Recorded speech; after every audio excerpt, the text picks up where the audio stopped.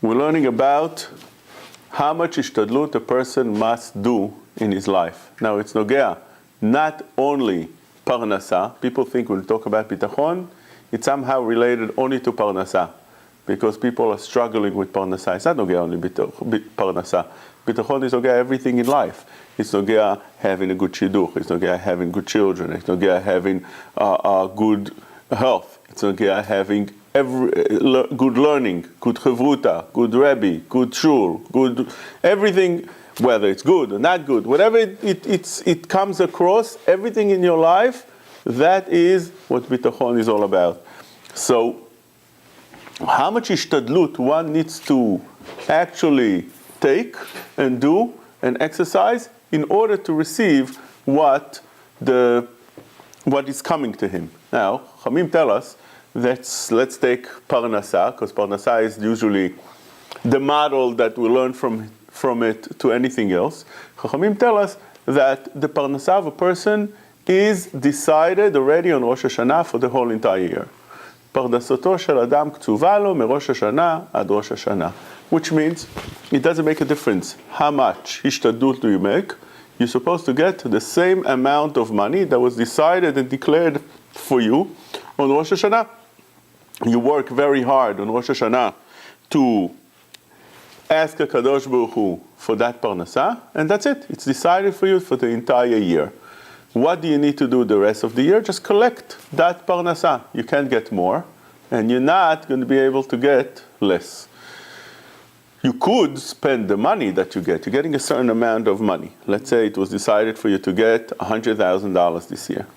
Now, a person that would take that money and spend it and go to extra trips and extra places that he doesn't need to go and spend that money away, that is something that was decided for you how much you receive, but you can spend it however you want. So you can take it and blow it all out on the first day. This is Rashi says over there in the beginning of the second perek of Masechet Beitza.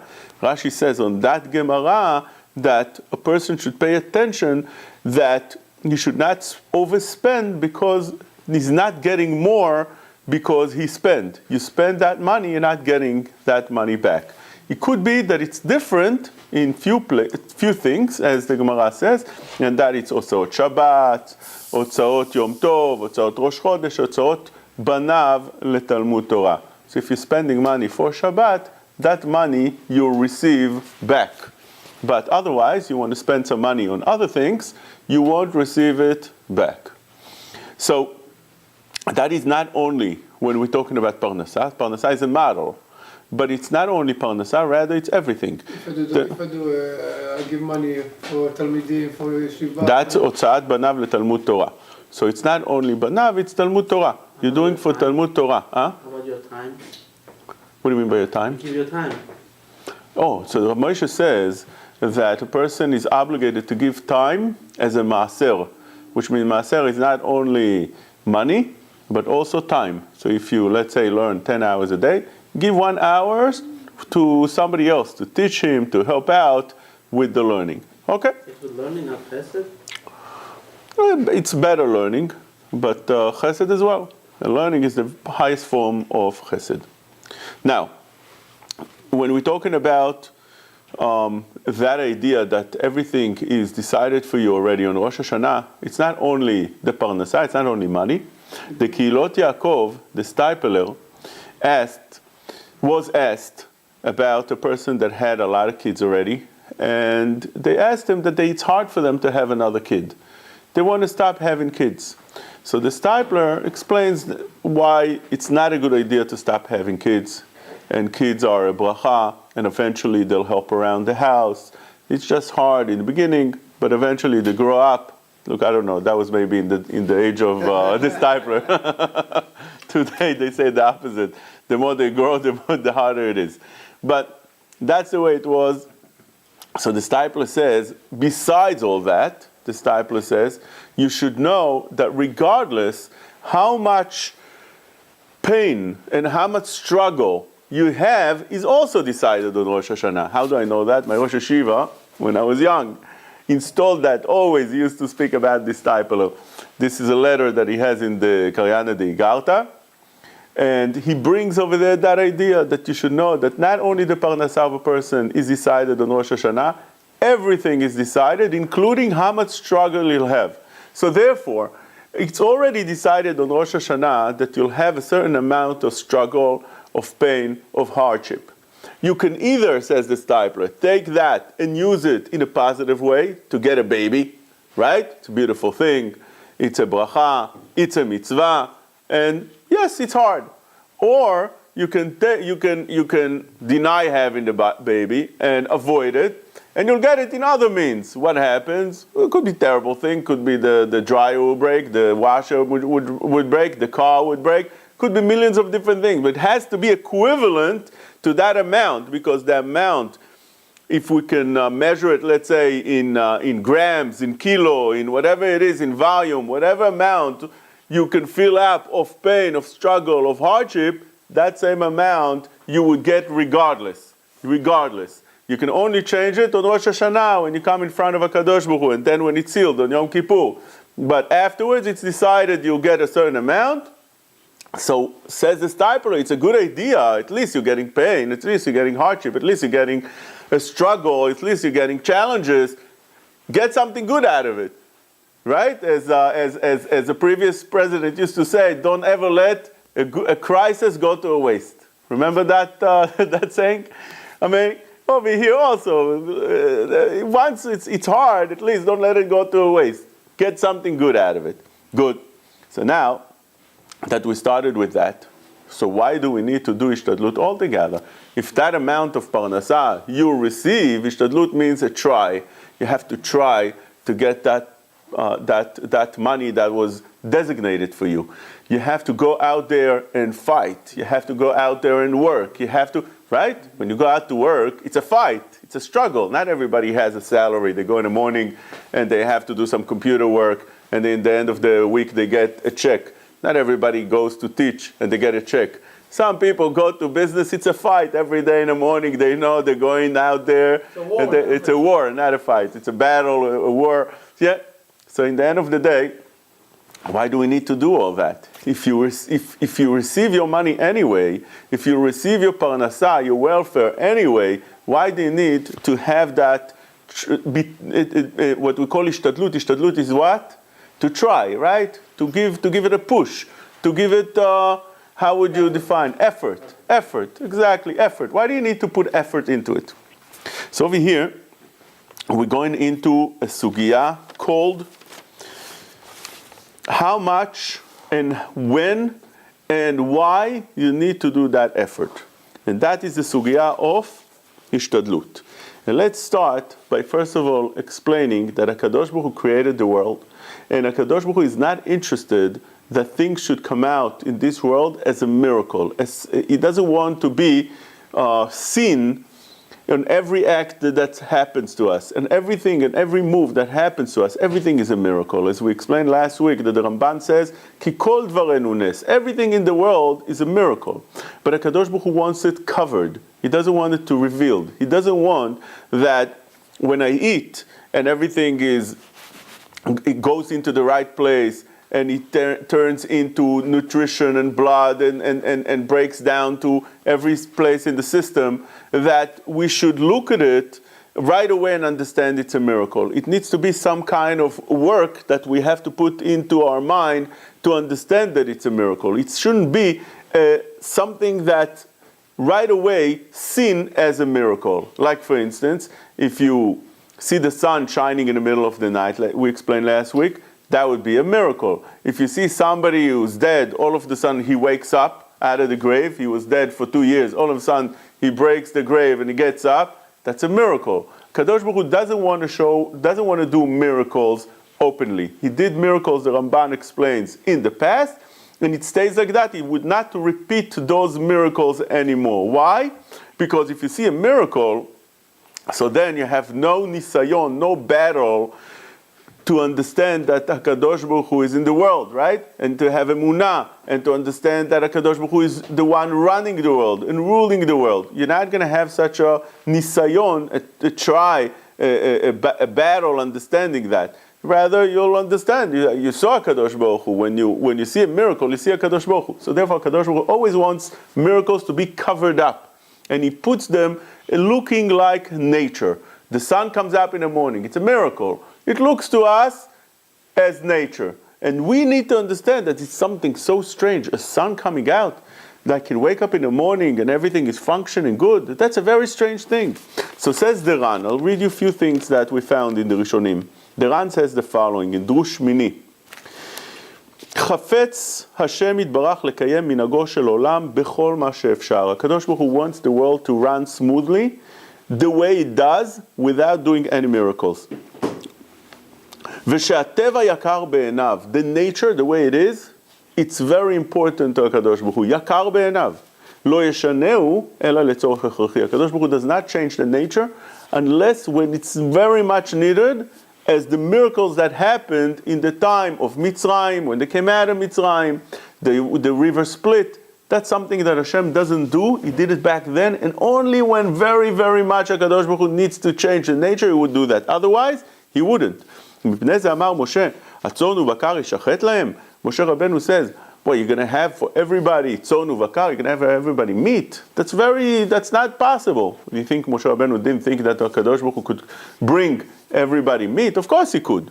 Rather, שחשב משה שהשם יתברך לא יחדש נס ופלא בדבר שאינו הכרחי להם. Moshe Rabbeinu understood, of course HaKadosh Baruch Hu can make it. But HaKadosh Baruch Hu is not going to make a miracle for no reason.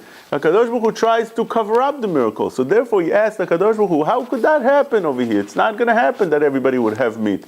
Obviously HaKadosh Baruch Hu could make miracles, but Moshe Rabbeinu understood he's not going to make a miracle. Why should he make a miracle? For instance, the Ramban in few places in the Torah says that HaKadosh Baruch Hu covers miracles. Like for instance, in the Teva of Noach, very famous Ramban, he says that if you count all the animals in the world, they can't fit the Tevat Noach. The Teva that the Torah gives the measurements was not able to fit all the animals in the world. You know how many kinds of animals there are in the world? So many different types and kinds, and within every kind you have so many different that falls into the same category, although they're from the same family.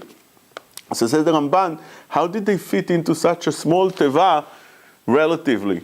Says the Ramban that it was a miracle. Kadosh Baruch Hu made a miracle. So says the Ramban, if that's the case, it was a miracle, so make already a small teva, a very small teva. If it's already a miracle, make a teva that's very minor, very small. What's the answer? He says the following. Im tomar ya'asena ktana v'yismoch al hanes hazeh. Anyway, you're making a miracle. So say do it smaller already. Why does it need to be such a teva that he has to spend time and effort and get wood to build such a teva? Says the Ramban. Asu ota gdola lema'et hanes. Wasn't it that he wanted to show people that? Yes, true. But HaKadosh Baruch Hu could have done that. He would build a small teva for a very long time. He would tell him, take your time, do it very, very, very lengthy. Don't, because how long does it take already to build that teva? It doesn't take so many years that Noach was building it. So he says, אסור אותה גדולה למעט הנס, כי כן הדרך בכל הניסים שבתורה ובנביאים, לעשות מה שביד האדם לעשות, והשאר יהיה בידי שמיים. Which means הקדוש ברוך הוא wanted to minimize the nes, the miracle. Why? So it's not going to look so much like a miracle. So when you see the teva, you say, it doesn't even cross our mind to think, you know what, the teva, the animals fit inside, and they were there for 40 days and 40 nights, and then they came out, and everything was good. It took longer till they come out, right, until the rain. But whatever it is, it doesn't bother us. Why not? Because it doesn't look to our eyes as something strange. Only when we start thinking about it, the Ramban awakes us to the thought that 1 minute, it doesn't match, it doesn't fit, something's wrong with the picture. They'll eat each other up. That's another thing. But I'm saying just the fact that doesn't fit, it just doesn't fit everything. So says the Ramban that that's the whole purpose. HaKadosh Baruch Hu doesn't want to make it so small. He didn't ask Noach to make it so small and make the miracle visible, that everybody would see it right away. Obvious miracle. He made it small, and Hashem could have made it last forever, but a long time. But then people would just look at Noach and laugh at him, a small teva. They're not going to. Could be. You're saying good pshatim. I'm telling you what the Ramban says. You're saying very good. The Ramban says that HaKadosh Baruch Hu tries to minimize the miracle in order not to make it revealed right away that everybody should see a miracle straight out in their eyes. That is the Lashon of the Ran, Chafetz Hashem Yitbarach lekayem minhago shel olam b'chol ma she'efshar. HaKadosh Baruch Hu wants to leave the world the way it is, v'she'ateva yakar be'enav. And in HaKadosh Baruch Hu's heart and eyes, the nature is important. For instance, another Ramban. Ramban says, why do people go to a war? You have an army. The Torah says that you have to put an army and you have to have techniques and all different kinds of weapons to go into that war. So says the Ramban in Dvarim Kaf, V'tziva upakadu sarei tzvaot berosh ha'am. HaKadosh Baruch Hu commanded to put captains in front of the nation and bring an army. כי התורה תצווה בדרך הארץ ותעשה הניסים ממרעיו בהסתר. Why do people go to a war with a whole army and weapons and everything? And the whole preparation, the answer is, says the Ramban, because HaKadosh Baruch Hu does not want things to be open miracles. HaKadosh Baruch Hu wants that it should be covered up. תעשה הניסים ממרעיו בהסתר. If you're going to a war and you're going to win a war, it's going to be a miracle. You can understand that the Israeli army today already became an empire. Even with the whole empire, they're saying that if every Arab around Israel would just spit in the land of Israel, we would drown over there. It's true. It's true. Just take a cup and go to the border, each Arab, and just cup of water and throw it into the land. You can imagine but forget about now when No, it's a Nes Galui. No, it's a Nes Galui. Of course it's an Nes Galui, also now. But I'm saying when they won the independent war and the first, all the first wars that the Yom Kippur war, these are all miracles that you can't explain. These were miracles. But again, you can see it in a way that you explain, no, they had weapons and the weapons got exactly on time in the last moment and they made the right moves and they ran and they did the right thing. But the truth of the matter is that HaKadosh Baruch Hu doesn't want to show open miracles. ואין החפץ לפניו לשנות טבעו של עולם, זולתי כאשר אין שם דרך בהצלה אחרת, או להודיע שמו לצריו כאשר היה בקריאת ים סוף. This means HaKadosh Baruch Hu is not going to change the nature unless there's really no choice and he has an interest to show a miracle like it was in Kriyat Yam Suf. So Rabbi, this goes well with the story of Purim. Absolutely. Purim was a complete nest, complete covered up. So why Hanukkah was Hashem made an open miracle? Okay, good question. Sometimes there were miracles. No, we just saw. We saw the answer. Sometimes HaKadosh Baruch Hu, when there's no choice, and he really has an interest to show a miracle, he would do. Hanukkah was the last miracle that HaKadosh Baruch Hu made openly. Eliezer. Hashem always has a choice. He really doesn't Sure. want miracles. Either he can keep them hidden, or if he's making miracles known, then why only at certain times? Excellent. Of course HaKadosh Baruch Hu has a choice. There's no question about it. The answer is that sometimes HaKadosh Baruch Hu, so we saw over here in the Ran, in the Ramban, sometimes HaKadosh Baruch Hu would want to do it in such a way that it will be, that the miracle should be seen and it should be exposed to the world in order to get whatever you want to get, the chizuk, in order to get emunah, in order to get whatever you get out of it. The Hanukkah was the last miracle recorded, open miracle. Obviously miracles happen, as we explained in the Ramban, all the time. We have to believe that Ramban says a person doesn't have chelek b'torat Hashem if he doesn't believe that. Open miracle. But it's not completely open that everybody would agree. If it would be a complete miracle, you see the river splitting into half, and you walk in there inside the way Bnei Israel did, nobody can deny that. But when it's a war and you had things that you can explain according to the Teva, so there are those that would say, they would deny, no, it wasn't a miracle. They would let it slide and get away with it. Says the Kada Kemach, that's Rabbeinu Bechaya. In Erech Reshut, he says, עיקר סיבת מלחמותיהם של ישראל לנצח האומות או להיות מנוצחים היה הזכות והחטא. You should know that when you go to a war, if you win or you lose, it's only because a zchut and a chet. Whether you had the zchut, they had the merit, or you had a sin. That would determine if you win the war or you lose. By the way, this is what the Gemara says on the pasuk, והיה כי ירים משה ידו וגבר ישראל, וכאשר הניח ידו וגבר עמלק. When Moshe Rabbeinu picked up his hand with the war of Amalek, all of a sudden Am Yisrael were winning the war. And when he put his hands down, because he was Yedei Moshe Kvedim, he couldn't hold his hand so long, so he went down, so, וגבר עמלק, Amalek would win the war. So it says the Gemara in Rosh Hashanah, וכי ידיו של משה עושות מלחמה או שוברות מלחמה? What do you think the hands of Moshe declare or decided if they're going to win or lose? How could that be? What did Moshe Rabbeinu was an old man picking up hands and putting the hands down? How could that be?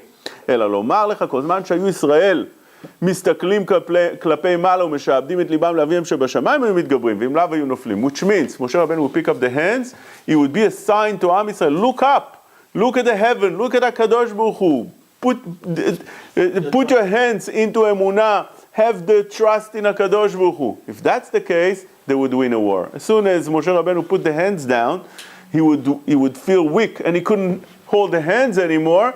So Am Yisrael would not look into the Shamayim and would lose that war. So says the Kad HaKemach, ואם אתה שואל, כיוון שהזכות היא סיבה לניצחונם, since you win a war only when you have the merit.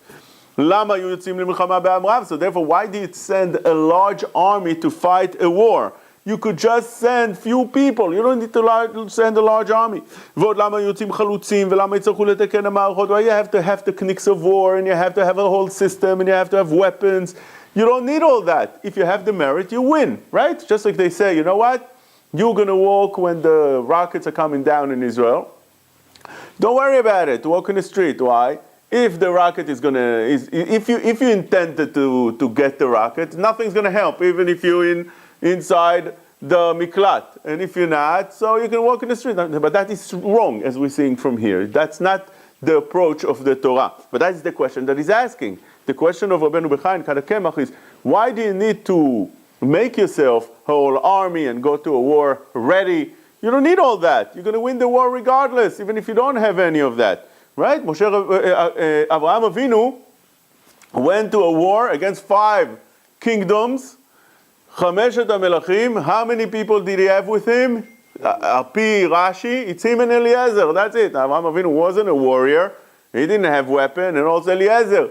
Izaken Yoshev Yeshiva. He would sit down in Yeshiva and learn Torah. And they won the war. How did they win the war?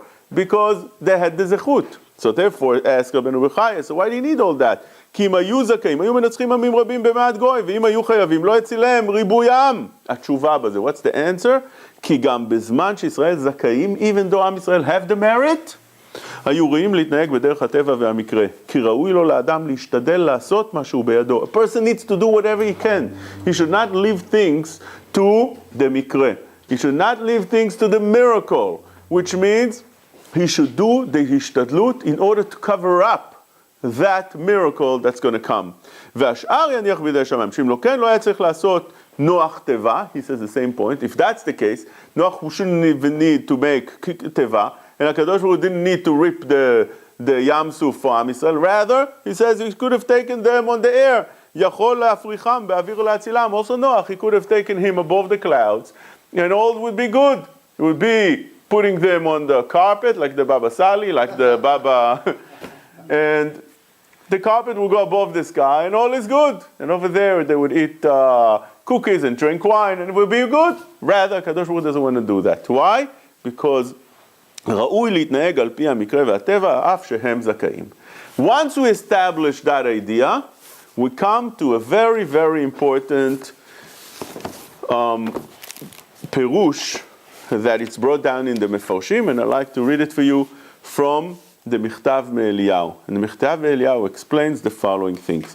He says that whenever you come to the question of how much ishtadlut to make in order to receive your parnasah, or to receive anything else, as we explained before, you need to know that the level is, how much do you understand that whatever you're receiving is a miracle, and it's not from HaKadosh Baruch Hu. And it is from HaKadosh Baruch Hu, which means like this.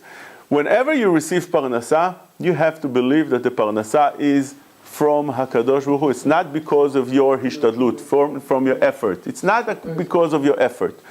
You went to work in the morning until the night. What got you that parnasa? What got you today the salary that you received? Is it because you worked so hard, or because HaKadosh Baruch Hu decided? We started off saying that this was from HaKadosh Baruch Hu. But since HaKadosh Baruch Hu doesn't want to make an open miracle, so HaKadosh Baruch Hu says that you should go to work, and it's going to look like your effort brought you that parnasa, and not from HaKadosh Baruch Hu. And therefore, when you get that, the miracle is covered. HaKadosh Baruch Hu is not seen. He is covered. And therefore, you work, and you get the parnasa. Now, you have a test. The test is, how are you going to approach this? You're going to understand that the miracle of getting parnasa is a miracle, although you put an effort, or you think that, in the end of the day, I worked so hard, I deserve the money. That is your test now. Kadosh Baruch Hu wants to see how you approach this. You'll understand that in the end of the day, when you receive the salary, was it from HaKadosh Baruch Hu, or it's because of your effort? Now, it's not something that you have to talk. As the Chazon Ish says, he says that many people talk bitachon, bitachon, bitachon. He calls it tziftzufei bitachon. It's whispering of bitachon. What does that mean? He says, many people have this nature that they'll talk about bitachon. Don't worry, everything is from HaKadosh Baruch Hu. You all know these people. It's all from HaKadosh Baruch Hu. You have nothing to worry. I'm not scared from anybody. I'm not scared from anything. Everything is good. It's not from you. It's not from him. I don't need anything from anybody. Says the Chazon Ish, it's all good while everything is good in your life. But what happens when you start a small crisis, things start being not 100% the way you want them to be. All of a sudden your business goes down. All of a sudden you're not getting exactly what you want. All of a sudden you get a small test, and you see the person breaks apart. And he starts speaking about his competition, he's bad-mouthing him, and he's starting to hurt him, and he's starting to do all kind of different things that normal person would not do. Why would a person do that? Because he doesn't have the bitachon. He's completely empty from bitachon. You heard him in shul for years speaking about bitachon. This is called tziftzufei bitachon. It's whispering of bitachon. It means exactly nothing. Talk is cheap. You should know. Whenever a person talks, you hear a person talking in shul, you hear a person talking to you and telling you things. Whenever it's talking about spiritual things, you should know that talk is cheap. It means exactly nothing. A person is only tested with his actions and not his words. And therefore, when one screams and he does all kind of things, telling you how religious you should be, or how religious he is, or tells you about HaKadosh Baruch Hu, it's nice to talk that it should be in your mouth all the time, the words of HaKadosh Baruch Hu. But in the end of the day, it doesn't reflect on him anything, nothing. I can tell you so many stories of people that I know that they talk Torah, and you talk to them, they only tell you divrei Torah. They're like busy, they don't have time to talk to you about anything else. They want to tell you a pshat that they thought of, or there's something that I heard, and this and that. When it comes to business, all of a sudden, the person becomes a totally different person. And he can cheat and lie and take and this and that. Why? Because it's talk. It's talk. Once you talk, it's lip service. As long as you talk is cheap. You can do whatever you want. It's when action declares and decides who you are, not the talk. So says the Mechtav Eliyahu, beautiful. He says like this. The Lashon, he says like this. From Rav Zundel Misalant. הלא צריכים לעסוק בהשתדלות. Why do we need to put an effort? רק מפני שאין אנו ראויים לניסים גלויים. Because we're not deserving, that's what he says. HaKadosh Baruch Hu doesn't want to make an open miracle. So therefore we do ishtadlut. As we explained right now, imagine if you didn't need to do ishtadlut. You would every day go home and you would find yourself an envelope with your expenses. Exactly that day expenses. It was $214.35 today. You'll find that envelope with that check. That's it. Every single day. So you would see an open miracle. Kadosh Baruch Hu doesn't want it to look like an open miracle. He doesn't want him. He wants that it should be work for us to see him. Not it should be so simple. That's part of the bechira that a person has. That's part of the thing that one has to work on in order to gain such a belief. ועל כן אנו מחויבים לעשות באופן אשר ההשפעה יורדת אלינו, יהיה אפשר לתלותה באיזו סיבה. You have to make an effort, why? We'll see that Tzilat Yesharim says it's a knas. It's a fine that HaKadosh Baruch Hu put to the world. But what is the reason for that in the end of the day? Why was it made the way it is? It is the way it is, so we can say the reason I got my parnasa is because of the ishtadlut. The reason I got my salary is because of the effort I put into it. והרוצה לטעות שהוא דרך הטבע יבוא ויטעה. Person that wants to be mistaken, there's room now to be mistaken. אם כן, בזה נגמר השיעור. אם על ידי השתתלות, אף היותר קטנה יהיה מקום לטועה לתלות בסיבה הטבעית, which means like this. If you want to know how much effort you need to make in your parnasa or anything else, how much effort do I need to put? How much ishtadlut do I need to put? Says Rav Zundel Misalant that it depends how much would you do, and now you would not see anymore an open miracle, which means like this. By me, let's say, I believe, let's say, and I see that if I do 100% work, I should get 100% of a salary. If I do nothing, I'm not going to get anything. Now, there's got to be lines in between. How much would I do and I still could say that it's a miracle? Let's say I put an hour work and I get a salary that's really deserving for 5 hours, right? I put an hour work, and really in an hour I can't get $500. I can get, from my past experience, for my hour work, $40, $50, not $500. If I put an hour work and I get $500, all of a sudden customers come, all of a sudden it becomes very busy. I see all my competitions are empty and everybody comes to me. That's an open miracle to me. So therefore it's got to be covered up. So HaKadosh Baruch Hu would make me, I would have to go and put more time in order to make sure that it's covered up. If by me I get that feeling of a miracle, I understand that it's a miracle anyway, I would understand even if I put the 5 hours that it's a miracle. I see it, I believe it, I feel it that it's a miracle, even if I put the 5 hours to get that $500. Although all the neighbors get it. But by me, I understand that 100% that it's a miracle, so I don't have to put that amount of time. Because that same miracle I would feel even with less time. So a person that leaves HaKadosh Baruch Hu, and anyway understands that everything is from HaKadosh Baruch Hu, could put much less time, because by him, whether you put an hour, you put 5 hours, it's the same miracle. You see the same miracle. Everybody has to have his own balance according to his belief and according to his bitachon. Bitachon means how much you can rely on HaKadosh Baruch Hu to give you. So therefore, when a person has less bitachon, so by him, if he puts an hour, it's a miracle. 2 hours, it's a miracle if he gets a large amount of money. How much would not be a miracle? 5 hours. So by him, he has to work 5 hours to cover the miracle. If he works less than 5 hours, HaKadosh Baruch Hu is not going to give him that amount of money. Why? Because then he reveals himself openly. HaKadosh Baruch Hu tries to cover himself. But when a person sees HaKadosh Baruch Hu, regardless, even with the 5 hours, so then even less hours that he puts, he also sees HaKadosh Baruch Hu. He doesn't need to put that amount of hours. Yes? Somebody puts an average person puts in 40 hours a week. Let's say. 9 to 5. Yeah? Yes. Now, that, I think, according to everybody, is not an open miracle anymore. That's 40 right. hours. He goes on and gets himself a second job because he has more bills to pay. Is that considered now a lack of bitachon? Or by him getting that second job is still covering up the miracle, because most Americans say they have 2 jobs. True. That is true what you're saying, but we will see from the Mefarshim, from the Baalei HaMusar, from those that explain this idea, from the Rishonim, and from the Mesilat Yesharim, that you're not supposed to put too many hours, which means there's a certain amount of hours that a person could play around with to cover up the miracle. But you can't put yourself all day to work.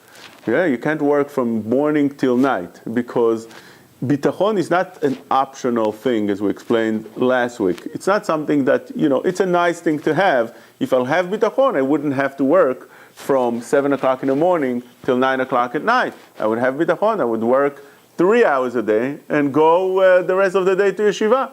It's a nice thing to have bitachon. No, that's not the way the Torah looks at it. That's not the way the Rishonim and Achronim explain it. Rather, bitachon is something you have to have.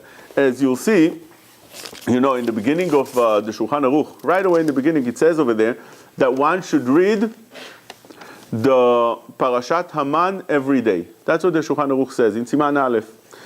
He says that Yomar Adam Parashat Haman Bechol Yom. Says the Mishnah Berurah over there, and I explained that when it was Parashat Beshalach, on that Tuesday that people read that Parashat Haman. Says the Mishnah Berurah, and die be'amira. It's not enough just to say it.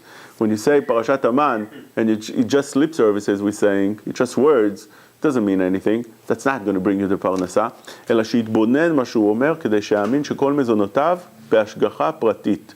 A person needs to look into it. He needs to believe it. He needs to put his heart into it in order to receive that extra אמונה, extra ביטחון. וכדכתיב, המרבה לא ידיף, הממית לא יחסיר. להורות שאין ריבוי ההשתדלות מועיל מאומה. Says the Mishnah Berurah, you should know that putting extra effort doesn't gain you anything. It doesn't gain you anything. It's only a cover-up. And you have an obligation to learn Torah during the day and work less hours. So you're asking a hard question. If a person doesn't have that emunah, that bitachon, and he needs to put extra hours and work throughout the whole day, so that is something that is lacking and he's not doing correctly. Now, what does it mean? He should do. What does it mean? He should work less hours.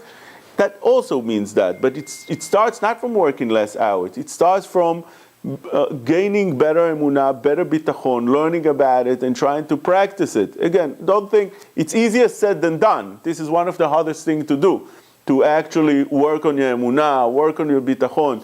That's one of the hardest things to do. But in the end of the day, that's the way it works. Once you gain extra emunah and bitachon, then you can work less. Yes? Does it also apply to like relationships, personal growth besides parnasah? Absolutely. We said it applies to everything in the world except your yirat shamayim. Akol bidei shamayim chutz mirat shamayim. So the only thing you should actually work and put full effort, not limited effort, not only hishtadlut, rather put all the strength you can, is in avodat Hashem. Anything that has to do with avodat Hashem, learning and doing mitzvot and doing chesed and everything that has to do with avodat Hashem. But once it comes to your personal things, not avodat Hashem, then you have to have this balance of emunah, bitachon, and ishtadlut. Yes? But on Rosh Hashanah, let's say Hashem says a person should get, let's say 5,000 for that month or whatever, but then he doesn't put any work. So when he says 500, he means maximum he should get 500. That is true. That is true. I like to read you the Mesilat Yesharim, what he says, and that is what you're saying. He says the following thing. This is בסילת ישרים פרק כ"א. מה שיוכל לשמור האדם ולהצילו מן המפסידים האלה הוא ביטחון. והוא שישליך יבוא על השם לגמרי. ביטחון means you throw all your needs on הקדוש ברוך הוא. ישליך. The לשון is ישליך. It's like such a word. ישליך means you throw. Like you throw to הקדוש ברוך הוא all your problems. You don't hand to him your problems. Okay, you throw it. It's not my problem, your problems. Like you throw something to him, huh? Yeah. Yes, but I'm saying the concept of bitachon is so strong that a person could actually throw it to him and leave me out of here. Leave me out of this. I'm not the one dealing with all my duties, all my needs, all my things that I need to have. You do it. It's your problem, not my problem, right? ישליך יבוא על השם, לגמרי, באשר ידע כי ודאי אי אפשר שיחסר לאדם מה שנקצב לו. Because you have to understand and you have to believe that הקדוש ברוך הוא is not going to limit you and give you less than whatever was decided to you on ראש השנה. כמו שאמרו חכמים, כל מזונותיו של אדם קצובים לו מראש השנה עד ראש השנה. כך אמרו, אין אדם נוגע במוכן לחברו אפילו כמלוא נימה. חכמים told us in יומה ל"ח that nobody can take away from you even a hairline of things that belong to you, which means, let's say you're supposed to get a certain amount of money, even a penny, a person can take away from you, if that's what decided for you. כבר היה אדם יכול להיות יושב ובטל, והגזרה הייתה מתקיימת. So the right thing should have been that you sit behind, relax on a sofa, and all the parnasah will come to you, because on Rosh Hashanah was decided how much parnasah you'll get. אם לא שקדם הכנס לכל בני אדם, בזיעת אפיך תאכל לחם, which means there was a knas, there was a fine that HaKadosh Baruch Hu put to the world after the sin that everybody have to go to work in order to get that parnasa. Not that the work brings the parnasa. It's like a faucet. You have in there. You have a barrel with wine. All the wine is there. You can drink all the wine, but you need to open the faucet. If the faucet is closed, you're not getting it. The faucet is not what brings you the wine. The wine is there. Faucet only makes it it's only an ability. It makes it available. It's some kind of medium that you'll be able to, through it, to get the wine. אשר על כן חייב אדם להשתדל, איזה השתדלות לצורך פרנסתו. Therefore the fine is, the opening of the faucet is to do some kind of השתדלות. איזה השתדלות? Something. שכן גזר המלך העליון, והרי זה כמס שפורע כל המין האנושי אשר אין להימלט ממנו. You can't get away from it. Which means you were decided a certain amount on Rosh Hashanah. If you're not going to make any effort, you're not getting it. Because you didn't open the faucet. You want to work a little bit, you're opening the faucet a little bit. That's it. So, על כן אמרו, יכול אפילו יושב ובטל. חכמים said that the ברכה, אשר ברכה Hashem gives you a ברכה. Could be that if you sit behind, יושב בטל, do nothing. תלמוד לומר, בכל משלח ידיך, אשר תעשה. You have to act on it. אך לא שההשתדלות הוא מועיל, but don't get confused. It's not like the effort brings you anything, אלא שההשתדלות מוכרח. It's only something that makes it available. But it's not that brought you the parnasa. The parnasa is there already, waiting for you. אך לא שהשתדלות הוא מועיל, אלא שהשתדלות מוכרח, וכיוון שהשתדל, יצא ידי חובתו, וכבר יש מקום לברכת שמיים שתשרה עליו, ואינו צריך לבלות ימיו בחריצות והשתדלות. That's beautiful words of the Mesilot Yesharim. That's pretty much what we said, puts everything in the right perspective, that a person needs to know that everything is already decided for me. I don't have to worry. The lashon of the Chovot HaLevavot that brings you Bitachon brings you such a menuchat nefesh. That's the idea of Bitachon. I could relax. I could sit back. All good. But on the same time, I have to make a certain ishtadlut in order to open the faucet. How much of that ishtadlut I have to make? Says the Michtav Me'Eliyahu, it depends on your level of how much do you see HaKadosh Baruch Hu in everything that happens in the world. Yes. What if you're a person that you're on a level that all of your personal things are really for Avodat Hashem as well? You're working to have more money for tzedakah, to support. That's beautiful. Doing this, that. How does that person know it's too much pushing? Don't think it's That's beautiful. You want to say that even if I work, what do I do with the money? I do mitzvot with the money. Right. So I want to tell you something. Every Jew, almost every Jew. The personal relationship should always be for Avodat Hashem, to do chesed, to do good things, to help. Beautiful. True, and the answer to this question is that every Jew, be'etzem, almost all his money goes to mitzvot. If you take a look at it, what do you do with the money? It's normally nothing for us. It's for the family, almost nothing for us. So what do we give the money for the family? It's mostly for tuition, and then for Shabbat, kosher foods, and for Oneg Shabbat, and then for clothing for Shabbat, and then to go to shul, and to this, and to that, chagim, this. What do we spend already on ourselves? What do we spend already on ourselves? Even when we eat, 2%. Right? So the Chovot HaLevavot puts it in perspective like this. When you do something, why do you do? We have a minyan already? It's coming. Okay. So the Chovot HaLevavot explains that it depends what you do the extra things for, which means, let's say you eat. Why do you eat? So that really is decided in your head.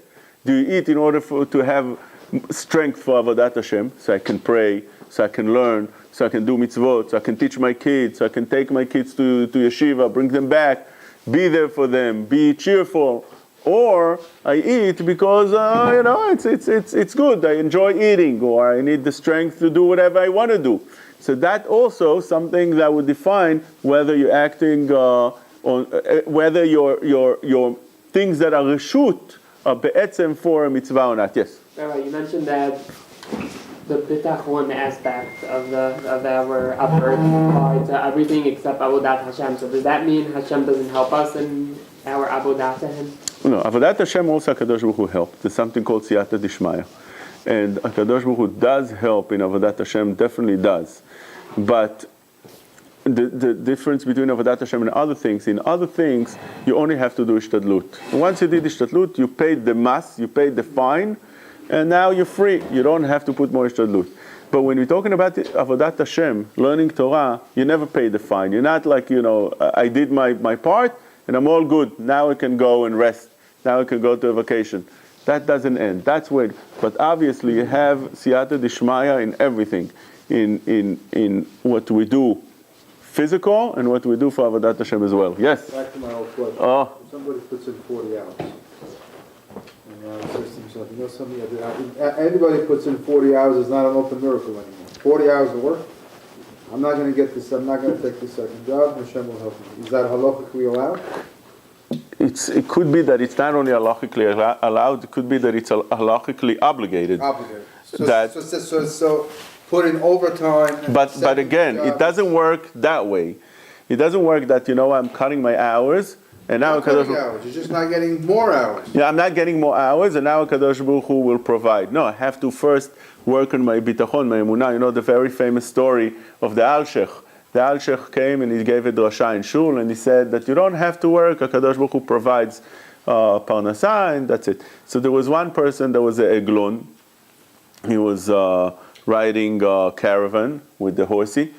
And he heard that, and he went home. He told my wife, I'm not working anymore. She told me, you out of your mind. What do you mean you're not working anymore? She thought that he's crazy today. He woke up in a bad mood. So he said, I'm not working anymore. He took Tehillim, he sat down, and he started reading Tehillim on the sofa.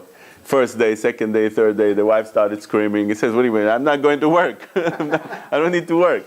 In the end of the story, make long story short, he got all the parnasah. There was a whole thing that happened. The Talmidim of the Al-Sheikh came to him and they asked him, Yes, I'm cutting through the thing because the person is coming. So the Talmidim of the Al-Sheikh came and asked him, why did that Eglon get the parnasah in such a way, and we are your Talmidim, and we're Talmidei Chachamim, and he's Am Haaretz. We're not getting. What's the difference? He says the Eglon took things literally without cheshbonot. He was simple. He understood that I said this, and he believed it 100%. He was willing to give up everything without calculations. That is the emunah and bitachon that HaKadosh Baruch Hu definitely must answer. But if you start doubting and you have calculation, maybe b'mei dvarim amurim, echsurim michsera, and maybe like this, and the resha is kasha on the seifa, and I have to have terutz for this, and I have terutz for that, and why this and why that. So you're always not 100% sure. You're always, but maybe he didn't mean this, maybe there's another pshat, maybe there's different opinions. Everything in the Torah is machloket. So therefore, for such a things, you don't have such a strong bitachon. HaKadosh Baruch Hu not. Yes? What if somebody enjoys working? He doesn't do it necessarily for the money. He does it because he likes working. He's not supposed to reject the money, is he? Oh, you're not supposed. I'm not saying you should support. You should reject money. Eliezer, no, don't reject money. But and it's a good thing to enjoy working. And sometimes for a person it's healthy to work. Sometimes they'll tell him close the book and go work. Yeah, every person is different. Every person has different needs. Every person is has different scenario, and there's no one size fits all. But we're just putting the guideline of things. If a person feels that he can't sit in yeshiva, he's getting, I don't know what, he's getting anxious, he's getting nervous, he's getting tense, he's getting depressed, of course a person like this needs to go to work, right? So if work gives him enjoyment, of course he should go to work. And it's a process that it's something that has to be decided by the mashgiach, by the rabbi, by somebody that understands him and understands the scenario, understands the case. Every person is very different, but we're giving guidelines that how things should work, and each person should not take things literally, right? I'm not the al-sheikh, and nobody is the eglon over here, and if a person feels that he's in such a madrega, of course he should leave everything, but he needs to be truthful. Shouldn't be tziftzufei bitachon. So basically, if somebody goes to Bezdin is just a way to cover up the mess. Because if the guy owes you the money, you're gonna get it either way. So Bezdin is all a show. I'm saying in general, because Hashem is trying to hide the nest, right? The guy wouldn't have stolen the money if Hashem didn't plan it that way. So. Like bottom line, your money is your money. Nobody can take it away from you. So if you're because I one time heard if somebody's in a very high level of emunah, you shouldn't even go to Bezdin and say, if Hashem wants me to get the money back, I get the money back. Is that a correct way of thinking, or? Depends on the person. Uh,